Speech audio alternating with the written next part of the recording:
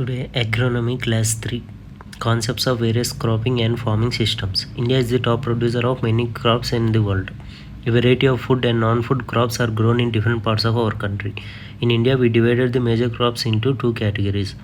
Food crops: rice, wheat, pulse, maize, sugarcane, oilseeds, coffee, and horticulture crops, etc. Non-food crops: rubber, fiber, cotton, and jute, silk. Cropping seasons: sowing, harvesting in India. 1. Kharif season. Crops are sown at the beginning of southwest monsoon and harvested at the end of the southwest monsoon. These crops are dependent on the quantity of rainwater as well its timing. Too much, too little, or rain at the wrong time may lay waste to the whole year's efforts. Sowing season May to July. Harvesting season September to October. Important crops: jowar, bajra, rice, maize, cotton, groundnut, jute, hemp, tobacco, etc. Second, the Rabi season. Crops need cool climate during growth period but warm climate during the germination of seeds and maturation. Rabi crop or Rabi harvest are agriculture crops that are sown in winter and harvested in the spring in India. The crops are grown either with rainwater that has percolated into the ground or using irrigation. A good rain in winter spoils the Rabi crops, but it is good for Kharif crops. Sowing season October to December. Harvesting season February to April. Important crops: wheat, barley, gram, linseed, mustard, masoor, and peas. Jade crop season crops. They are summer season crops. They grow in long time period, mainly from March to June. These crops are mainly grown in the summer season during a period called Zaid crop season. They require warm, dry weather as major growth period and longer day length for flowering. The time between Kharif crops and Rabi crops. Example: watermelon, cucumber, muskmelon, bitter gourd, pumpkin, ridged gourd, etc. Cropping systems. In an order in which the crops are cultivated on a piece of land over a fixed period of time. Cropping pattern is a dynamic concept because it changes over space and time. It can be defined as the proportion of area under various crops at a point of time. In other words, it is a yearly sequence and spatial arrangement of sowing and fallow on a given area. In India, the cropping pattern determined by rainfall, climate, temperature, soil type, and technology. So we can say that it is a combination of crops in time and space. Types of cropping systems. Monocropping. Monocropping or monoculture refers to growing of only one crop on a piece of land year after year. It may be due to climatological and socio-economic conditions or due to specialization of a farmer in growing a particular crop. In canal irrigated areas, under a waterlogged condition, rice crop is grown as it is not possible to grow any other crop. Example: rice in Godavari belt, groundnut every year in Anantapur district. Under rained conditions, groundnut or cotton or sorghum are grown year after year due to limitation of rainfall. Disadvantages of monocropping: improper use of moisture and nutrients from the soil. Control of crops associated pests and weeds become a problem. 1/3 of Earth's arable land has been depleted in the last 40 years due to erosion, degradation, and pollution, all processes that monocropping accelerate. While monocropping is good for the first few seasons, when crop yields are high, it very quickly degenerates into lower yields and eventually forced farm closures. Crop rotation. It is a process of growing different crops in succession on a piece of land in a specific period of time with an object to get maximum profit from least investment without impairing soil fertility. Principles of crop rotation. The crops with taproot should be followed by those which have a fibrous root system. Leguminous crops should be grown from non-leguminous crops. More exhaustive crops should be followed by less exhaustive crops. Selection of crops should be demand-based. Selection of crops should be problem-based. The crops of the same family should not be grown in succession because they act like alternate hosts for insects, pests, and disease pathogens. An ideal crop rotation is one which provides maximum employment to the family and farm labor. The machines and equipments are efficiently used. Crop rotation benefits.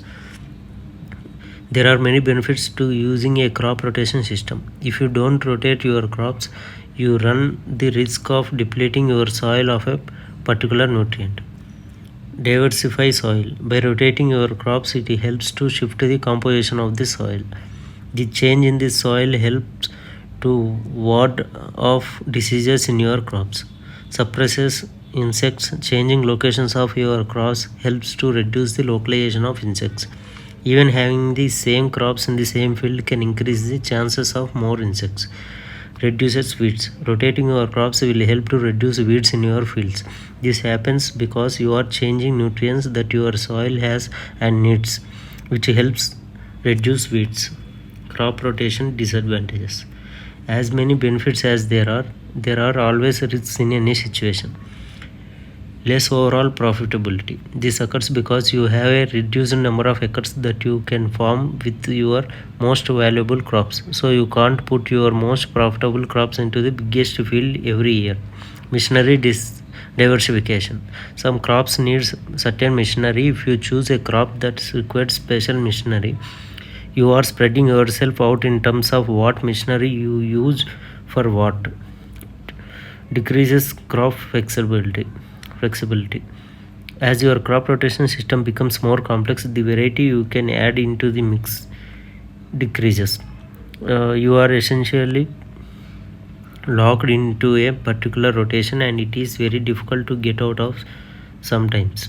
High initial investment. Some rotations can have a high initial investment, so it can take some time to see the benefits of the rotation. Multiple cropping. Growing two or more crops on the same piece of land in a calendar year is known as multiple cropping. It is the intensification of cropping in time and space dimensions, that is more number of crops within a year and more number of crops on same piece of land in a give period. It includes intercropping, mixed cropping and sequence cropping. Double cropping is a case where the land is occupied by two crops which are grown in a year in sequence. Intercropping. It is growing two or more crops simultaneously on the same piece of land with a definite row pattern. Crop intensification is in both time and space dimension.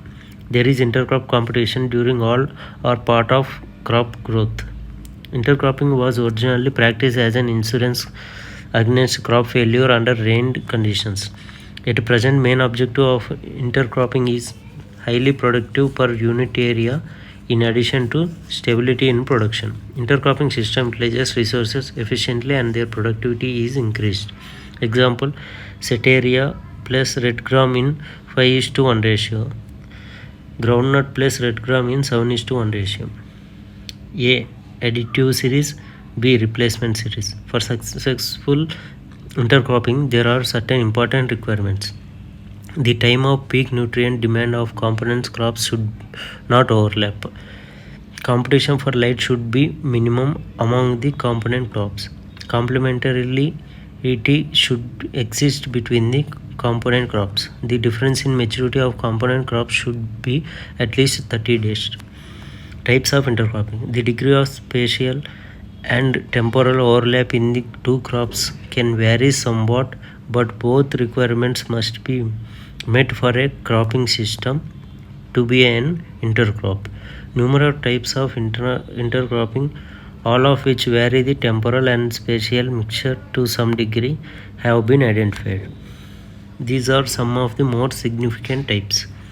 Mixed cropping. Mixed cropping is growing of two or more crops simultaneously intermingled without any row pattern.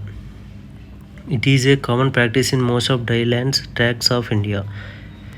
Seeds of different crops are mixed in certain proportion and are sown. The objective is to meet the family requirements of cereals, pulses and vegetables, also referred to as a mixed cropping. Example, sorghum, pearl millet and cowpea are mixed and broadcast in rainfed conditions. Row intercropping. Growing two or more crops simultaneously where one or more crops are planted in rows, often simply referred to as intercropping. Maize plus green gram 1:1 ratio, maize plus black gram 1:1 ratio, groundnut plus red gram 60:1 ratio. Thus, cropping intensity in space dimension is achieved. Variations include alley cropping, where crops are grown in different rows of trees, and strip cropping, where multiple rows or a strip of one crop are altered with multiple rows of another crop. Alley cropping. Alley cropping is planting rows of trees at wide spacings with a companion crop grown in the alleyways between the rows. Alley cropping can diversify farm income, improve crop production, and provide protection and conservation benefits to crops. Common examples of alley cropping plantings include wheat, corn, soybean, or hay planted in between rows of black walnut or pecan trees. Strip intercropping. Growing two or more crops simultaneously in strips wide enough to permit independent cultivation but narrow enough for the crops to interact agronomically. Example, groundnut plus red gram 6:4 ratio strip. Growing two or more crops simultaneously during the part of life cycle of each. A second crop is planted after the first crop has reached its productive stage of growth but before it is ready for harvest. Often simply referred to as relay cropping, rise, fallow, pulse.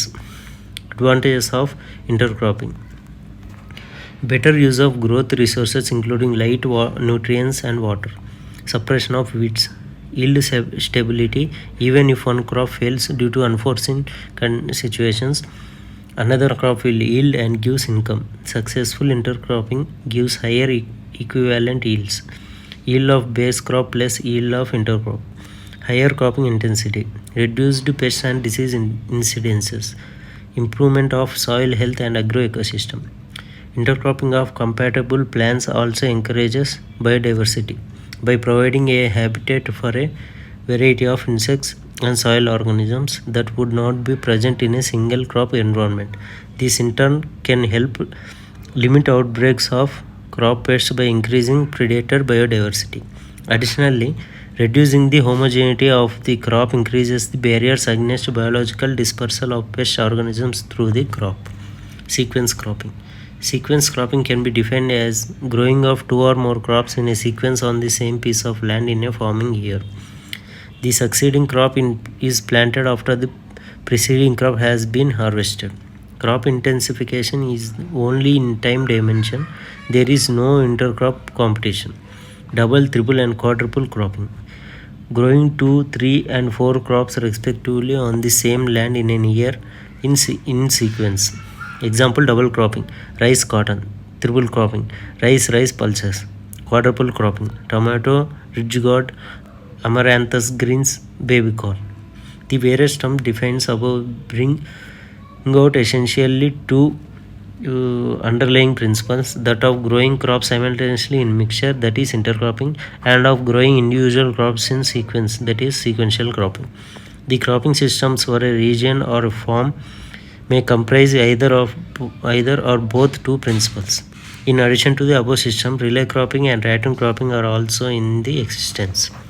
Next, relay cropping refers to the planting of the succeeding crops before harvesting the preceding one.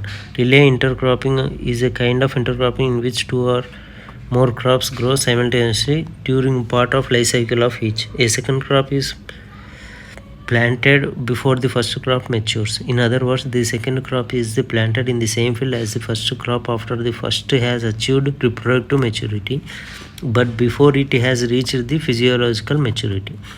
This allows farmers to grow two crops in one season in places where the growing season is not long enough to accommodate two crops. Example, maize, early potato, wheat, mungo. Overlapping systems of cropping. In this succeeding crop is sown in standing preceding crop. Thus, in this system, before harvesting one crop, the seeds of the next crops are sown. Example, maize, potato, onion, bendi in North India. Multi-story system. Growing of plants of different coconut heights in the same field at the same time is termed as a multi-storied cropping. Example, coconut, piper, banana, pineapple. Why cropping systems differ?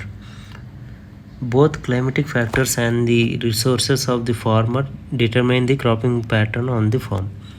Though climate plays most vital part in the crop selection, the area under crop is also influenced by economic consideration of farmer, namely irrigation water, costs of input, prices of products. Next, in any locality, the prevalent cropping system is the cumulative results of past and present decisions by individuals, communities, or government of their agencies. A basic requisite for higher cropping intensity is the availability of water either through precipitation or through irrigation. It is being increasingly realized that the land and water resources are not unlimited and the wise use of the same is imperative. This is especially so for the countries like India where the population pressure is continuously increasing. Integrating farming systems seem to be the answer to the problems of the scarcity of the land resources. This will all increase the income level and improve the nutrition standards of same small scale farmers with limited resources. Tropical countries like India are fortunate is in that the temperature conditions remain favorable practically throughout the year for growing crops. However, it is crucially dependent upon the water supply through natural precipitation or irrigation facility. Multiple cropping has been in practice in many parts of India since long. Similarly, mixed cropping has been an ancient art in India. Mixed cropping systems were adopted as an insurance against failure of crops due to the seasonal conditions or due to the attack of pests and diseases. In recent years, it has been shown beyond doubt that there are many other advantages too. Researchers on multiple cropping system, however, suggest that the resources of the farmers be given major emphasis so that the technologically a mixed cropping can be adopted. Next, cropping system. Cropping system refers to the cropping pattern as well as its interaction with resources, technology, environment, etc. Thus, a cropping system comprises cropping pattern plus all components required to produce a particular crop and the interrelationships between them and environment. It is executed in the field level and is of three types: rice based, root based, and legume grain based. A. Rice based cropping system. Rice based cropping system can be described as a mix of farming practices that comprises of rice as the major crop followed by subsequent cultivation of other crops. It is a major cropping system practiced in India which include the rotation of crops involving cereals, pulses, oilseeds, cotton, sugarcane, green manures, vegetables, etc. In rice growing areas, several crop combinations cropping systems are in practice based on agroecological conditions, market and domestic needs and facilities available with the farmers. Types of rice based cropping system: mixed varietal cropping of rice, system of mixing seeds of early rice with late maturing deep water rice is being practiced in West Bengal to avoid total crop loss at the event of floods. The seed of both types of mixed in 1:1 ratio and has given higher yield than sole cropping of either type. Similarly, growing of a mixture of autumn and winter varieties in 3:1 ratio in Tamil Nadu and Kerala is frequently in practice. Intercropping rice with other crops. It is a common practice under upland conditions in north and northeastern part of India to grow rice intercropped with black gram, green gram, sesame, maize, finger millet or other minor millets. The ratio of rice and intercrop is referred to be 3 to 4:1. Relay Pyra Utera cropping. The seed of succeeding crops like lentil, gram, pea, lathyrus, berseem, linseed, etc. is sown broadcast in maturing rice crop. This practice saves time, money to be spent on land preparation, etc. and utilizes residential fertility. Sequential cropping in rice. Sequential cropping refers to the crops grown as preceding or succeeding with rice. B. Root-based cropping system. Root crop farming system is a type of farming system wherein the root crops are tuber crops like cassava, sweet potato, etc. are grown in rotation with rice or maize. Most suitable land for this type of cropping system is largely moist, subhumid, and humid agroecological zones. This farming system is not one of the most highly rated systems in terms of drought. The length of the growing in this system is also fairly long. This is commonly followed in some of African countries such as Ghana, Togo, Benin, Nigeria, and Cameroon. C. Grain legume based cropping system.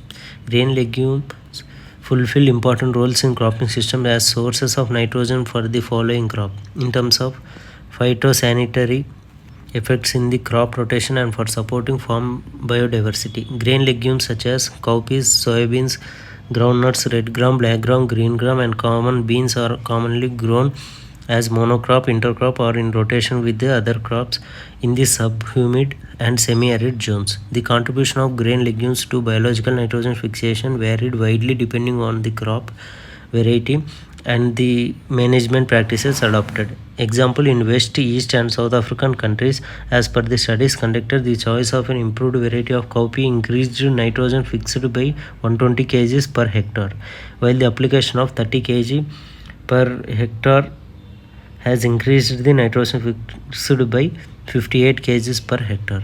There are few more important cropping system followed in India, that is maize based cropping system, wheat based cropping system, and sugarcane based cropping system. D. Maize based cropping system. Maize has wide adaptability and compatibility under diverse soil and climate conditions.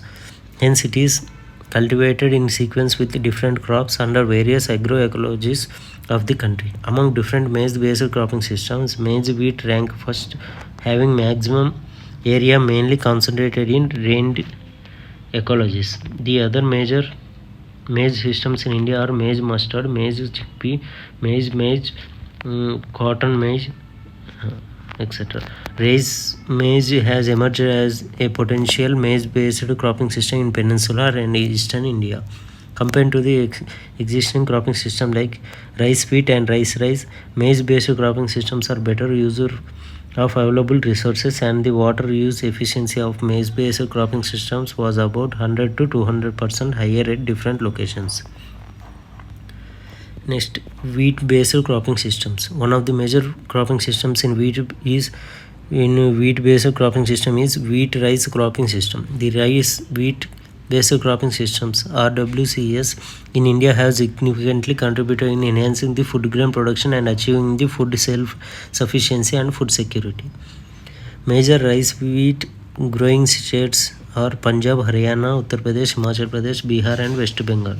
Few other wheat-based cropping systems: wheat chickpea, wheat fallow, wheat rice wheat, wheat green manure wheat, wheat fallow wheat. Major issues faced under wheat-based cropping systems are overmining of nutrients from soil, disturbed soil aggregates due to puddling in rice, decreasing response to nutrients, declining groundwater table, buildup of diseases, pests, weeds like Palaras minor. Next, low input use efficiency in northwestern plains. Next, sugarcane based cropping systems. When sugarcane is monocropped, even with large quantities of applied inputs, as balanced between removal and addition is not maintained in all nutrients, the soil gets depleted of some nutrients excessively. This leads to stunted growth of the crop, poor leaf area development, and the low light interception, and consequently the harvesting of solar energy is also low. Combining crops with sugarcane in time and space helps in balanced use of both natural resources and applied inputs, facilitates development and maintenance of optimum leaf area throughout, leading to maximum harvesting of solar energy and sustainable crop production. Cultivation of sugarcane in a sequence with other crops can minimize all the ill effects observed in monocropping of sugarcane. Crops suitable for growing in sequence with sugarcane under tropical conditions are rice, banana, turmeric, groundnut, cowpea, black gram, green gram, soybean, dayancha, sun hemp. Next, for sustainable agriculture In areas where sugarcane is a dominant crop, either a 3-year or 4-year crop sequence should be adopted. Of these, 2 years will be occupied by one plant plus one ratoon crop of sugarcane, while in the remaining 1 or 2 years, compatible crops could be grown in sequence with sugarcane. In garden land conditions, crops like maize, millet, pulses, groundnut, sesame, sunflower, cotton, etc. could be grown. In wetland conditions, crops like rice, turmeric, banana, groundnut, and pulses would be ideal. Next, types of farming system practices in India. Subsistence farming. Majority of farmers in the country practices subsistence farming. It is characterized by small and scattered land holdings and use of primitive tools. As the farmers are poor, they do not use fertilizers and high-yielding varieties of seeds in their fields to the extent they should do. Fertilizers like electricity and irrigations are generally not available to them. They result into low productivity. Most of the food production is consumed by the farmers and their families. Where facilities like irrigation and electricity are available, farming has improved.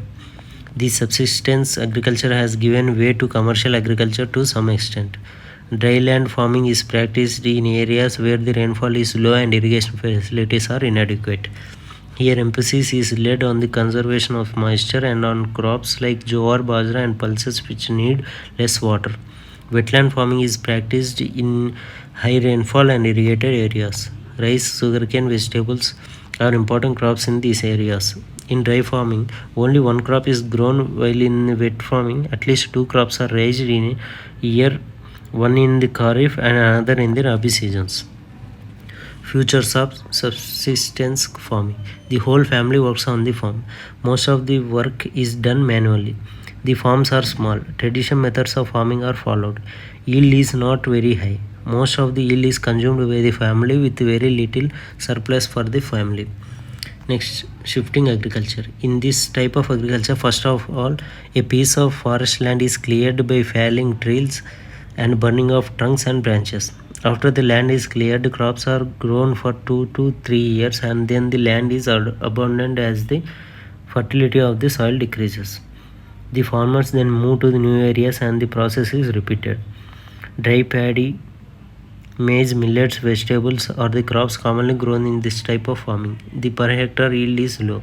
This practice is known by different name in different regions of India like Jum in Assam, Ponam in Kerala, Podu in Andhra Pradesh and Odisha, and Bevar, Masha, Penda and Bera in various parts of Madhya Pradesh. As far as possible, governments have tried to discourage is practice of cultivation by tribals due to wasteful nature, such as soil erosion caused by it. When soil are not under cultivation. Futures of shifting agriculture. A clearing is made in the forest by cutting and burning of the trees. Seeds are planted in the ground. This type of cultivation does not involve plowing the soil or other agriculture practices. After 2 or 3 years, the clearing is abandoned as the yield decreases owing to weeds, soil erosions, and loss of soil fertility. Then a fresh clearing is made and the community migrates of that area. This is a wasteful method of cultivation. Intensive farming. In areas where irrigation has been possible, the farmers use fertilizers and pesticides on large scale. They have also brought their land under high-yielding varieties of seeds. They have mechanized agriculture by introducing machines in various processes of farming. They have led intensive farming where the yield per unit area is high. In some areas, this has led to the development of dairy farming. Irrigation farming. An irrigation farming system relies on help from an irrigation system supplying water from a river, reservoir, tank or well. As India grows and there is an increasing demand for food, water is becoming more and more crucial. Farming methods should be focused on sustaining or recycling water. Dry agriculture. This practice is followed in areas where irrigation facilities are lacking. Crops cultivated in these areas can withstand dry conditions. The crops grown generally with the help of irrigation are also grown under dry farming. In such circumstances, the per hectare yields are gradually lower. Most of the area under dry cultivation entertain only one crop during the year. This is practiced in drier parts of Rajasthan, Gujarat, and Madhya Pradesh, etc. Sedentary cultivation or permanent agriculture. It is also known as settled cultivation. In its farmers get settled at the place and practice continuous use of land year after year with the variation of crops.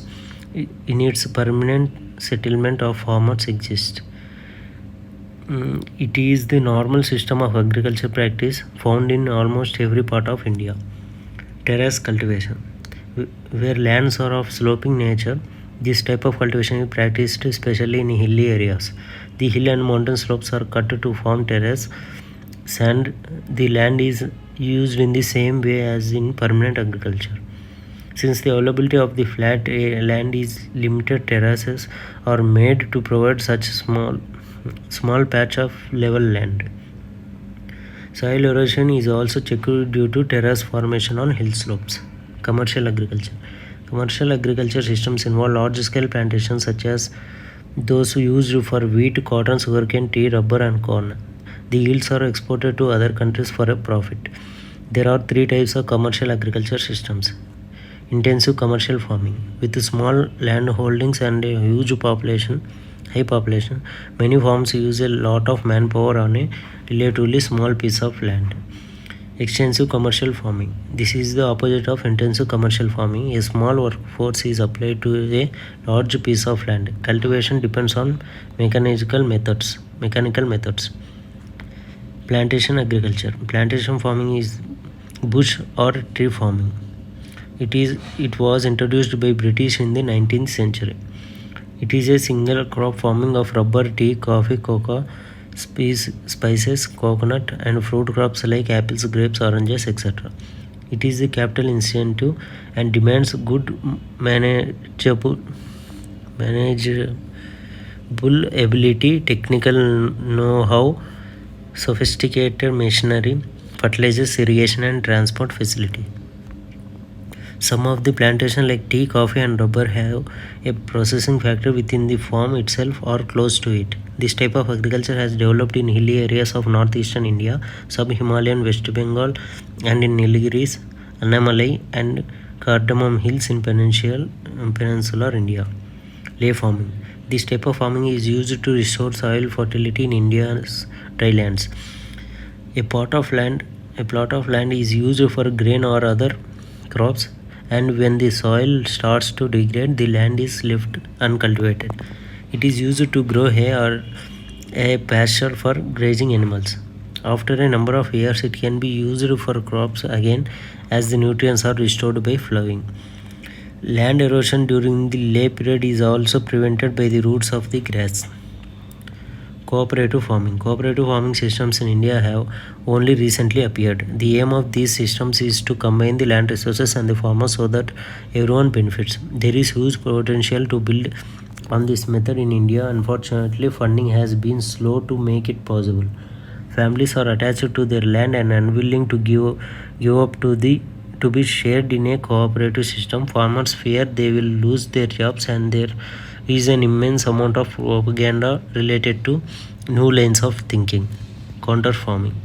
Plowing and planting across slope contours create man-made water breaks that not only allow enough time for the water to enter the soil but also to settle the topsoil without washing it down the slope. On slopes with no contours, water runs off quickly without the soil properly absorbing it and carrying the top fertile soil with it, therefore leaving a non-fertile land up the slope. Contour farming also creates water breaks that reduce the formation of gullies and rills when a place experiences heavy rainfall and water runoff, which is the leading cause of soil erosion. For contour farming to be effective, the resulting curved furrows around the slope ought to be on equal levels. Contour farming can have one crop on the farm or a mixture of several crops through strip cropping. Benefits. First, contour farming maintains soil fertility by preventing downwash of the fertile topsoil of a farm and consequently enabling better yields. When done right, this method reduces erosion by more than 50%. With the reduced loss of fertility comes the reduced use of fertilizer and a reduced cost of purchasing fertilizers. In most cases, rainwater washes forming fertilizers downstream and consequently contaminating freshwater systems. Secondly, controlled plowing increases the soil water retention ability to ensure that enough water soaks into the soil for good health of the plants. Furthermore, water retention improves soil quality, irrigation, and water conservation, thus reducing labor that would have gone into physical fetching of water. Other benefits are and the time efficiency, reduced use of machines, which in turn reduce the wear and tear. In summary, the method tends to promote sustainable agriculture and reduce most of the ills associated with the soil erosion on slopes such as habitat destruction. Contingency cropping or farming. Contingency cropping is growing of a suitable crop in place of normally sown highly profitable crop of the region due to aberrant weather conditions. In dryland agriculture, contingency of growing another crop in place of normally growing crops arises due to delay in the onset of monsoon. Depending upon the date of receipt of rainfall, crops are selected. It is assumed that the rainfall for the subsequent period is normal, and depending upon the economic status of the farmer, certain amount of risk is taken to get good profits if the season is normal or better than normal. Tillage. Tillage is an agricultural land preparation through mechanical agitation, which includes digging, stirring, and overturning. Types of tillage. Tillage operation may be grouped into on-season tillage, off-season tillage. A. On-season tillage. Tillage operations that are done for raising crops in the same season or at the onset of the crop season are known as on-season tillage. They may be preparatory cultivation and after cultivation. 1. Preparatory tillage. This refers to tillage operations that are done to prepare the fields for raising crops. It consists of deep opening and loosening of the soil to bring about a desirable tilth, as well as to incorporate or uproot weeds and crop stubble when the soil is in a workable conditions. Types of preparatory tillage. A primary tillage, secondary tillage. Primary tillage. The tillage operation that is done after the harvest of crops to bring the land under cultivation is known as primary tillage or ploughing. Ploughing is the opening of the compact soil with the help of different ploughs. Country plough, mold board plough, boss plough, tractor and power tiller drawn implements are used for primary tillage. Secondary tillage. The tillage operations that are performed on the soil after primary tillage to bring a good soil tilth are known as secondary tillage. Secondary tillage consists of lighter or finer operation which is done to clean the soil, break the clods and incorporate the manure and fertilizers. Harrowing and planking is done to serve these purposes. Off-season tillage. Tillage operations done for conditioning the soil suitability for the forthcoming main season crop are called off-season tillage. Off-season tillage may be post-harvest tillage, summer tillage, winter tillage, and fallow tillage. Special purpose tillage. Tillage operations intended to serve special purposes are said to be special purposes tillage. They are soiling to break the hard pan beneath the plow layer. Special tillage operations is performed to reduce compaction. Subsoiling is essential and once in 4 to 5 years where the heavy machineries are used for field operations, seeding, harvesting and transporting. Advantages of subsoiling are greater volume of soil may be obtained for cultivation of crops. Excess water may percolate downward to recharge the permanent water table, reduce runoff and soil erosion, and the roots of the croplands can penetrate deeper to extract moisture from the water table. Clean tillage. It refers to working of the soil of the entire field in such a way no living plant is left undisturbed. It is practiced to control weeds, soil-borne pathogens and pests. Blind tillage. It refers to tillage done after seeding and planting the crop. either at the pre-emergence stage of the croplands or while they are in the early stages of growth, so that croplands do not get damaged but extra plants and broad-leaved weeds are uprooted. Dry tillage. Dry tillage is practiced for the crops that are sown or planted in dry land conditions having sufficient moisture for germination of seeds. This is suitable for crops like broadcasted rice, jute, wheat, oilseed crops, pulses, potato, and vegetable crops. Dry tillage is done in a soil having sufficient moisture, 21 to 23%. The soil becomes more porous and soft due to dry tillage. Besides, the water holding capacity of the soil and aeration are increased. These conditions are more favorable for soil microorganisms. Wet tillage or puddling. This tillage operation is done in land with standing water is called wet tillage or puddling. Puddling operation consists of plowing repeatedly in standing water until the soil becomes soft and muddy. C. Modern concepts in tillage. Conventional tillage involves primary tillage to break open and turn the soil, followed by secondary tillage to obtain seed bed for sowing or planting. With the introduction of herbicides in intensive farming system, the concept of tillage has been changed. Continuous use of heavy plows create hard pan in the subsoil and results in poor infiltration. It is more susceptible to runoff and erosion. It is capital intensive and increase soil degradation. To avoid these ill effects, and modern concepts on tillage is in rule.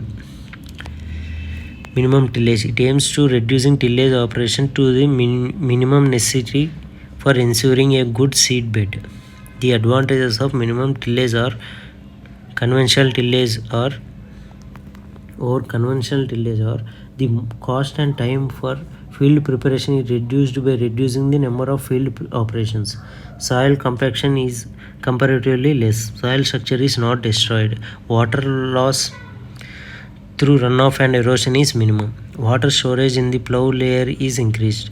Tillage can be reduced in two ways: by omitting operations which do not give much benefit when compared to the cost, by combining agricultural operations like seeding and fertilizer application. The minimum tillage systems can be grouped into the following categories. Row zone tillage.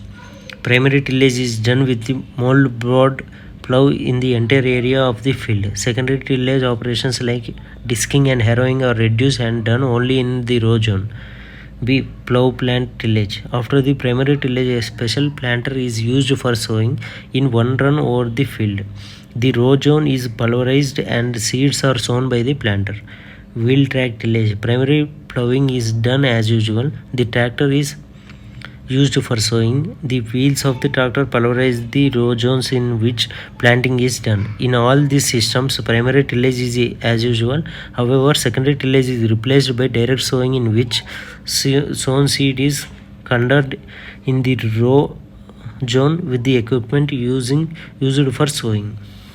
2. Stubble mulch tillage or stubble mulch farming. Soil is protected at all times either by growing a crop or by leaving the crop residues on the surface during the fallow periods. Swaps or blades are generally used to cut the soil up to 12 to 15 cm depth in the first operation after harvest, and depth of it is reduced during subsequent operations. Two methods for sowing crops in stubble mulch tillage are: 1. Similar to zero tillage, a wide sweep and a trash bars are used to clear a strip, and a narrow planter show opens a narrow furrow into which seeds are placed. A narrow chisel of 5 to 10 centimeters width is worked through the soil at a depth of 15 to 30 centimeters, leaving all the plant residues on the surface. The chisel shatters the tillage pans and surface crusts. Planting is done with special planters. Disadvantages of stubble mulch farming: the residues left on the surface interface with the seedbed preparation and sowing operations. The traditional tillage and sowing implements or equipments are not suitable under these conditions. Third, conservation tillage. The major objective is to conserve soil and soil moisture. It is a system of tillage in which organic residues are not inverted into the soil such that they remain on surface as protective cover against erosion and evaporation losses of soil moisture. If stubble forms the protective cover on the surface, it is usually referred to as stubble mulch tillage. The residues left on soil surface interfere with the seedbed preparation and sowing operations.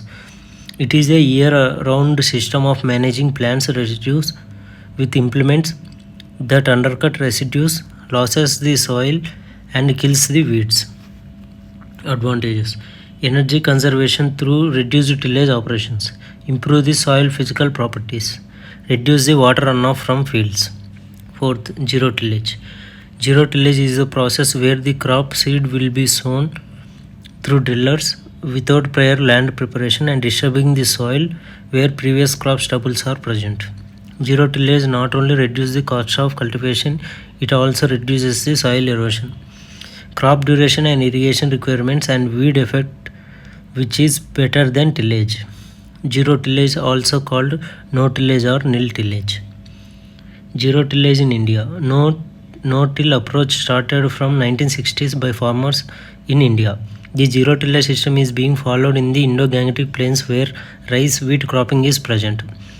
Wheat will be planted after rice harvest without any operation. Hundreds of farmers are following the same system and getting more yields and profits by reducing the cost of cultivation. In south, the southern districts like Guntur and some parts of West Godavari of Andhra Pradesh state follow the zero tillage system in rice maize cropping system. The Green Revolution paved the way for the rice wheat production system in the northwestern parts of the India. But in due course of time, the yields of rice and wheat becomes stagnant due to inappropriate soil and water management system and late planting of wheat. As in the hot season, rice is being grown, and in the winter, wheat follows the rice. In 1990s, the zero tillage came to mitigate the problem by planting the wheat by drilling without any land preparation and tillage. The success of zero tillage depends on the machinery to drill seeds in the uncultivated land. In late 1980s, CIMMYT introduced a prototype for drilling the seed. In India, the first localized seed drill was manufactured by GB Pant University with a motor to reduce the cost and make it available and affordable. The drills are tractors drawn and used in rice wheat cropping system. Zero tillage proves better for direct seeded rice, maize, soybean, cotton, PGNP, mung, bean, cluster bean, pearl millet during Kharif season, and wheat, barley, chickpea, mustard, and lentil during Rabi season. Wheat sowing after rice can be advanced by 10 to 12 days by adopting this technique compared to conventionally tilled wheat, and wheat yield reduction caused by late sowing can be avoided. GT provides opportunity to escape wheat crop from terminal heat stress. Zero tillage reduces cost of cultivation by nearly rupees 2,500 to 3,000 per hectare through reduction in the cost of land preparation, and reduces diesel consumption by 50 to 60 liters per hectare. Zero tillage reduces water requirement of crop and loss of organic carbon by oxidation. Zero tillage reduces pluralis minor problem in wheat. The carbon status of soil is significantly enhanced in surface soil 0 to 5 centimeters, particularly under crop residue retention with zero tillage.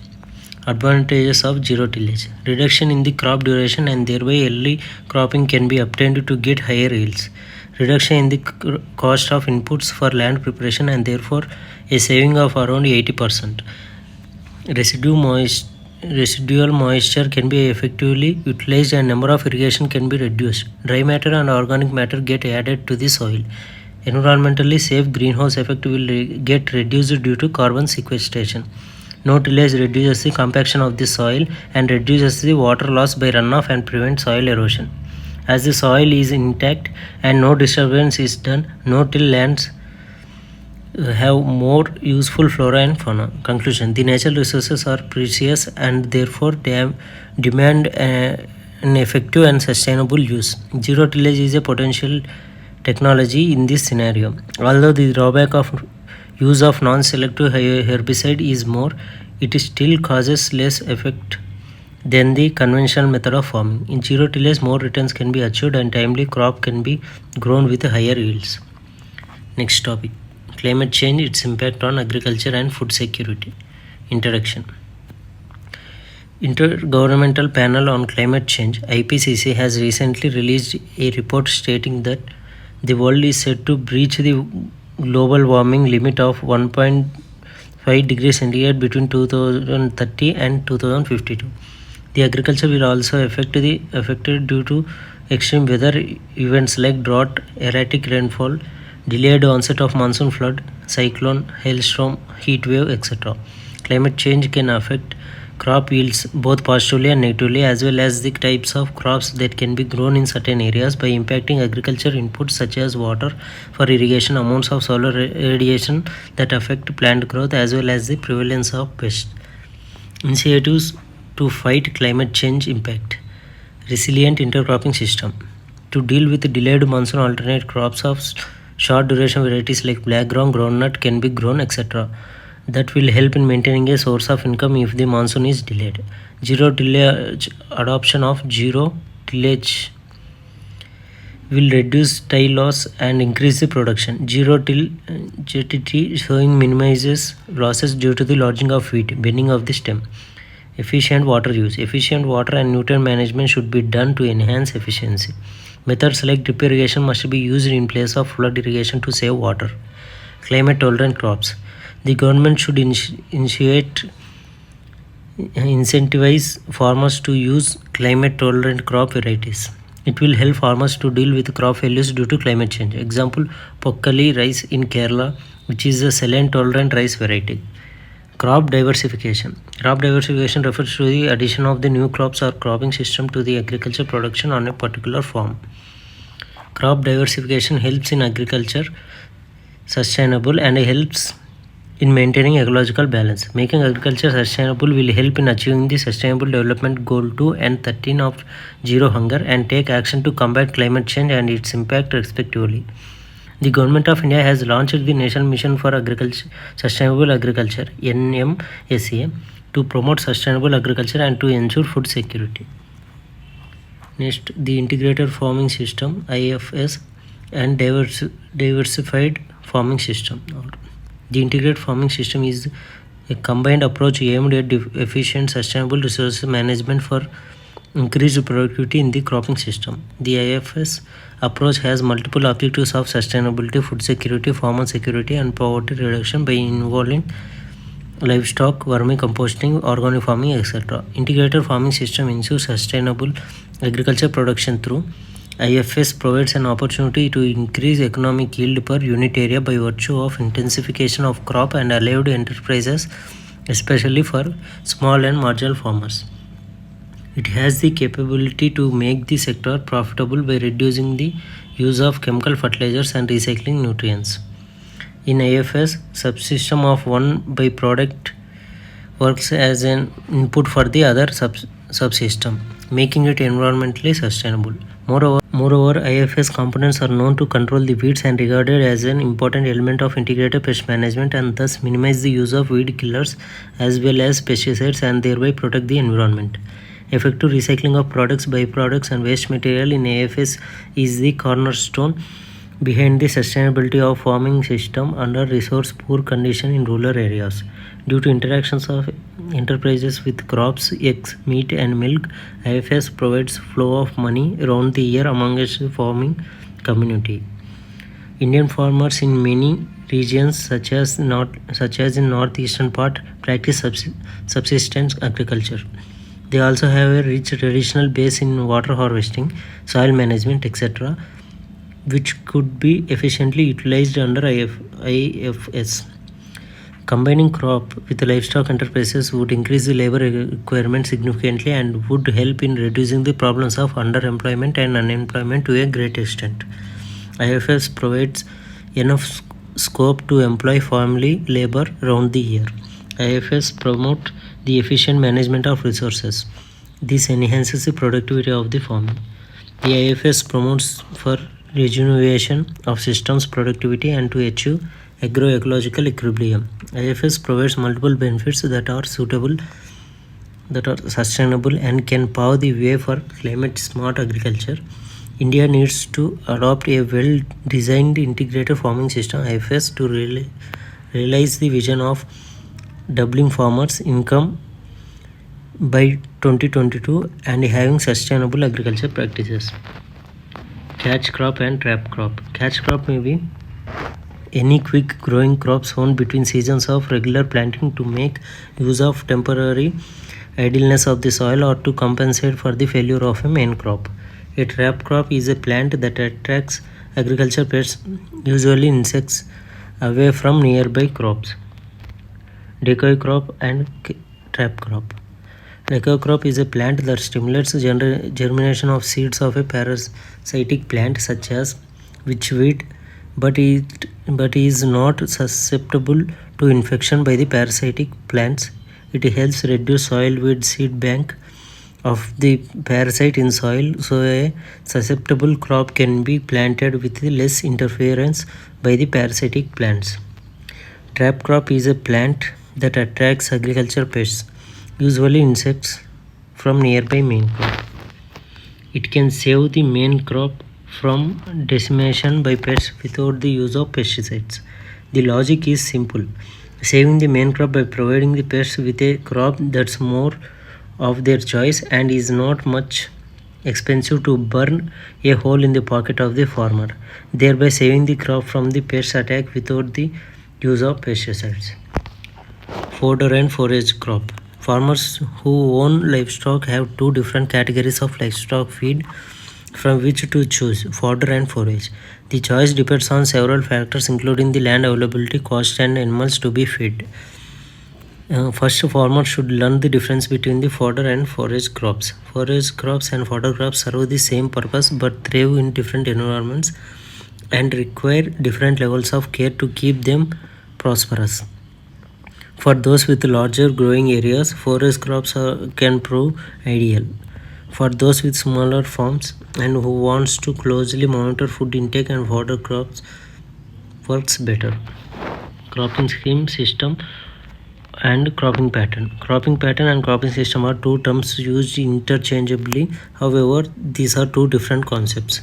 Cropping pattern refers to the early sequence and spatial arrangements of crops or of crops and follow in a particular land area. Cropping system refers to the cropping pattern as well as its interaction with the resources, technology, environment, etc. Cropping system. Cropping system comprises cropping pattern plus all components required to produce a particular crop and interrelationships between them and environment.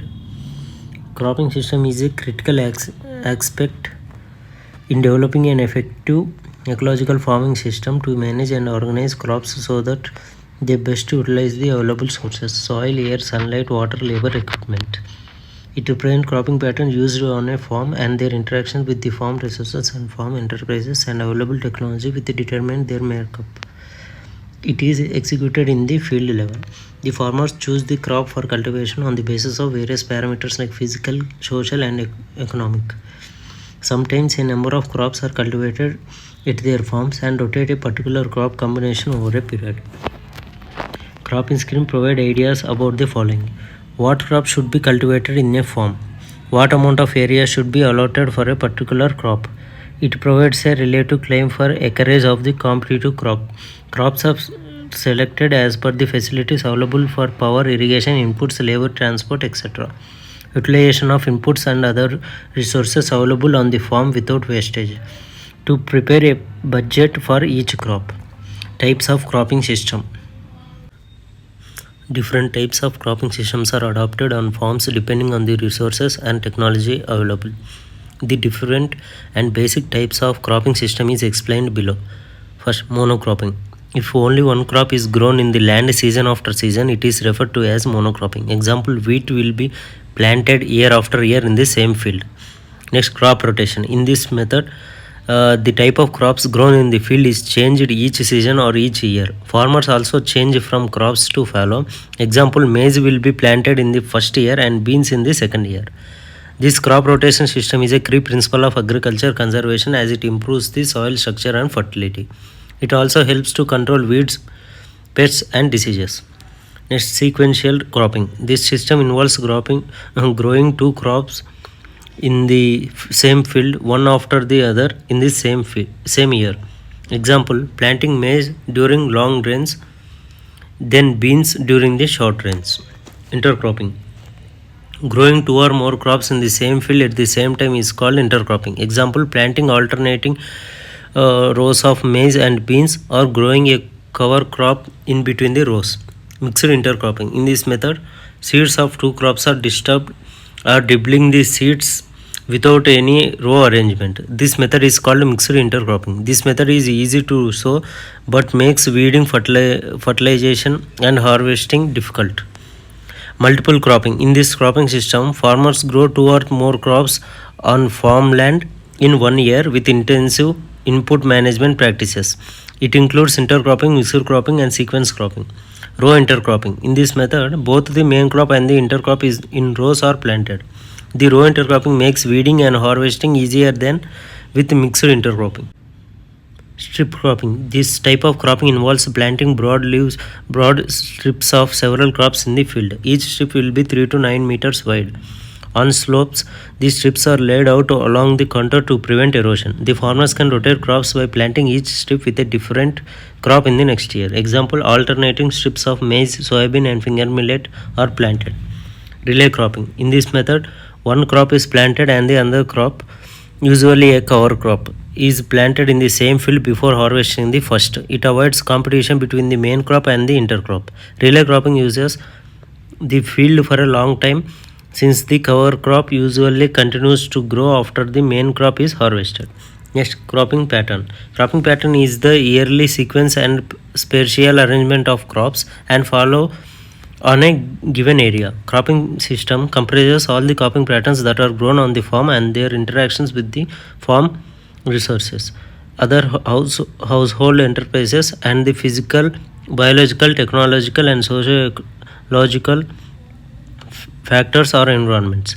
Indian agriculture still lacks by intensive planning because India has diversified agroclimatic zone which is unfortunately not given sufficient production. If Indian farming system relies on the modern cropping pattern and cropping system, then there will be a predominance of food grain crops.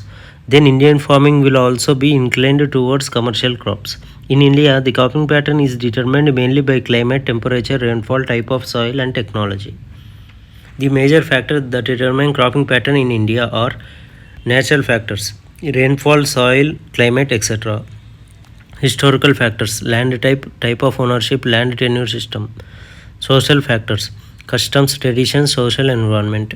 Economic factors: prices, income, inputs, prices, size of holdings. Government policies: taxes, subsidies, MSP, export policy. The cropping pattern in India include food crops: cereals, millets, pulses, vegetables, and fruits covers 3 by 40 of total crops cropped. Rice is the most important food crop in India and it is grown on more than of an area under food production. The second most important food crop is wheat. It is grown in 25% of the area under food production. The combined area under coarse cereals, jowar, bajra, maize, and rye in 22 million hectares. Commercial crops in India are sugarcane, cotton, and jute. Sustainable agriculture.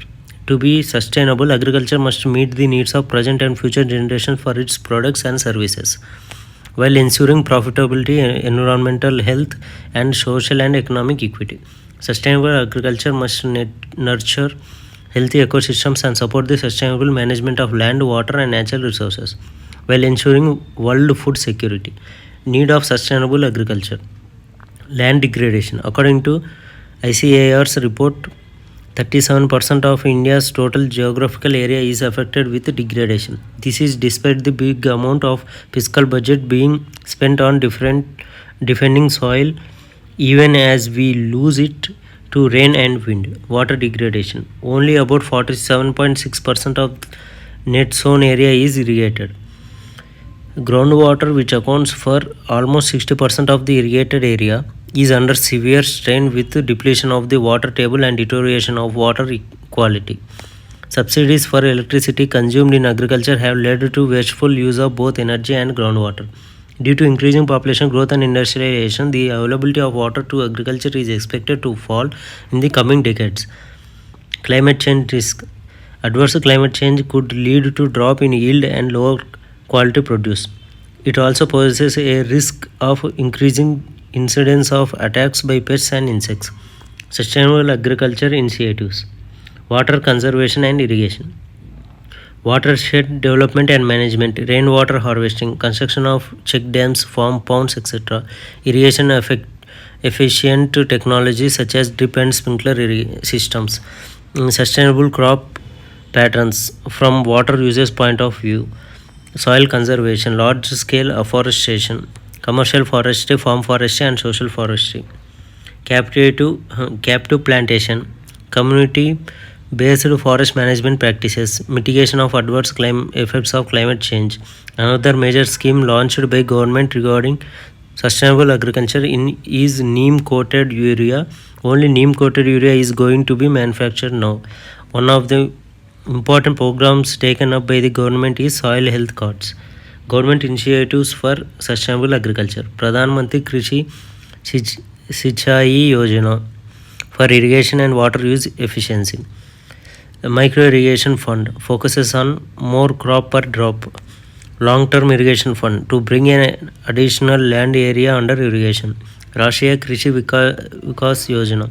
It incentivizes states to draw up plans for their agriculture sector more comprehensively, taking agroclimatic conditions, natural resource issues and technology into account.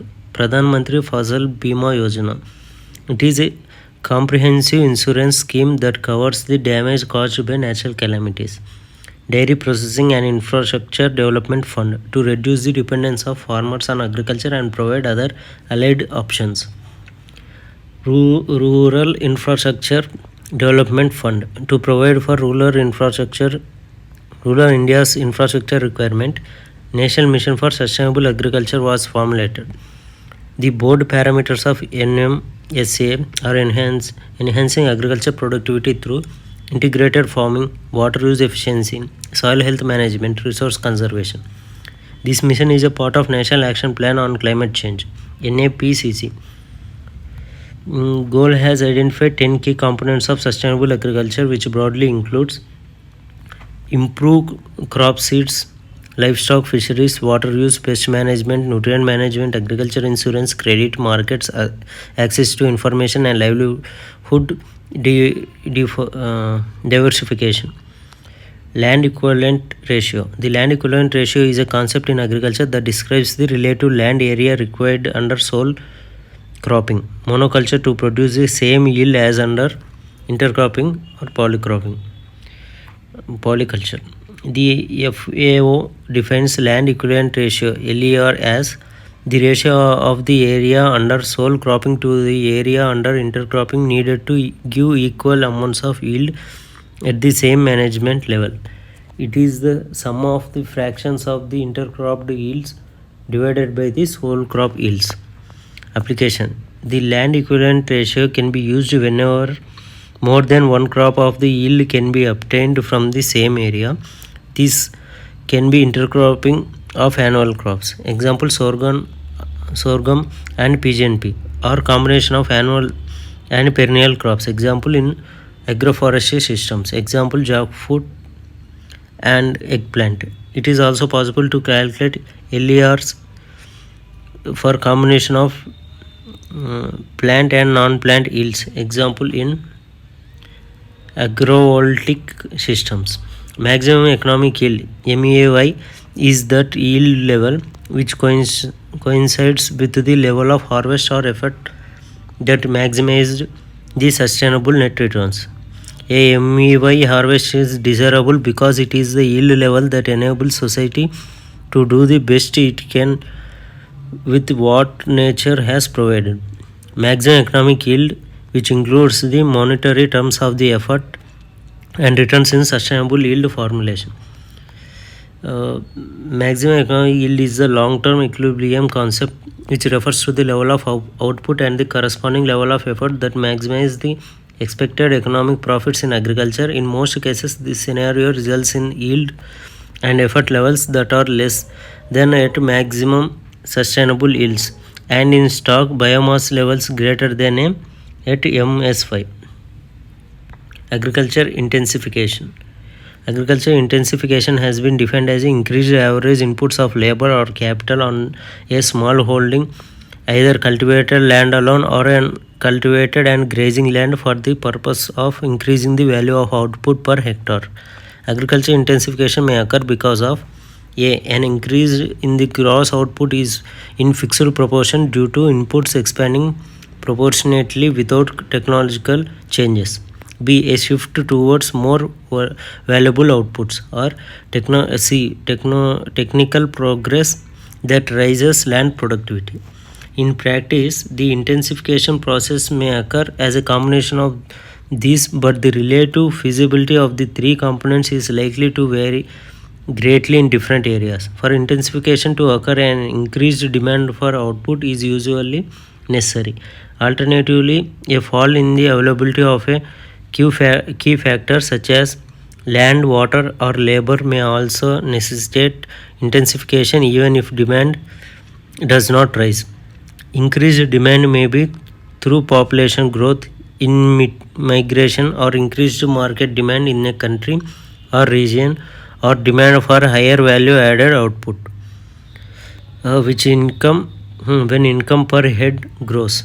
Agriculture intensification requires labor or capital to enable the increased inputs necessary to raise the value of output per hectare. As some intensification techniques are ultimately labor saving, the presence of both additional capital and labor may not be necessary. Finally, and of particular interest to this project, institutions in place must be such that the process of agricultural intensification can take place effectively. For example, the land tenure system must be such that people feel secure in their decision to invest in land.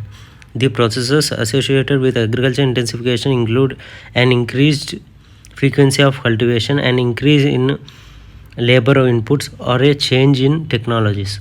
Evidence of the increased use of natural or artificial fertilizer, improved seeds, animal traction, mechanization, multi-cropping, or series or relay cropping, and changes to the landscape such as irrigation or soil conservation measures would suggest that intensification was occurring.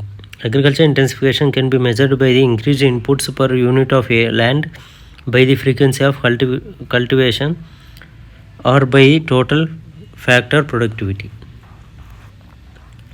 Agriculture diversification. Agriculture diversification refers to the either a change in the cropping pattern or the farmers opting for other non-farming options like poultry farming, animal husbandry, etc.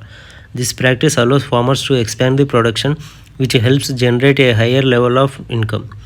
Changing a cropping pattern implies diversification between the food and non-food crops, conventional crops, and horticulture, high value and low value crops, etc. After the emergence of golden revolution 1991 to 2003, diversification has started to flourish rapidly across the country. Types of diversification. There are mainly two types of agriculture diversification prominent in India. Horizontal diversification. This relates to multiple cropping or mix of crops instead of cultivating a single crop. Horizontal diversification is especially useful for small farmers who hold a small piece of land. This allows them to earn more by escalating cropping intensity. Vertical diversification.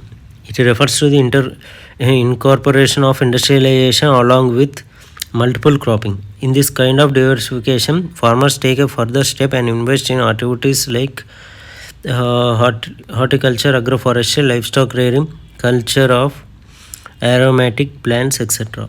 Reasons for agriculture diversification. The demand for high value crops is increasing in India, and this paves the way for farmers to experiment with several cropping combinations. Apart from that, some other reasons make diversification an excellent choice for small and marginal farmers of India. This includes climate change.